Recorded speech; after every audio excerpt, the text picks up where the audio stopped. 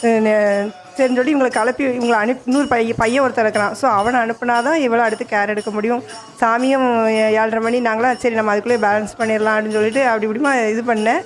ஆனால் சாமி எனக்கு முன்னாடி ஃபாஸ்ட்டு. நான் பாதி சமையல் முடிச்சுட்டு இருக்கும்போதே வந்துட்டாங்க. அப்படியே அரைக்குறையாக போய் வாசலில் நின்று உங்களை கவனிக்கிற மாதிரி ஆகிட்டு. எப்போவுமே ஒரு கொஞ்சம் டைம் கிடைக்கும், மாலை எல்லாமே வச்சு திருப்தியாக பண்ணுற மாதிரி இருக்கும். ஆனால் இன்றைக்கி ஒன்றுமே இல்லை. ஆனால் சாமி அதையும் ஏற்றுக்கிட்டாங்க, ஒன்றும் சொல்லலை. அதனால் என்னம்மா நீ பிள்ளைகளை கிளப்பி விடு, ஸ்கூலுக்கு அனுப்பு அப்படி தான் சொன்னாங்க. எனக்கு ரொம்ப சந்தோஷமாக இருந்தது. தகப்பனாக நம்ம அப்பா வீட்டுக்கு வந்தால் என்ன நினைப்பாங்க, அதே மாதிரி ஒரு ஃபீல் தான் கிடச்சிது. திருப்பி வீட்டுக்குள்ளேயும் அப்படி தான் நான் பிள்ளையை கிளப்பி பையனை ஸ்கூலுக்கு அனுப்பி விடணும், பேக் எடுத்து வைக்கணும், அதிலே தான் இருந்தேன். ஆனால் அவங்க சொந்த வீடு மாதிரி அந்த நாமஜபத்தை நடத்தி பூஜையும் பண்ணாங்க.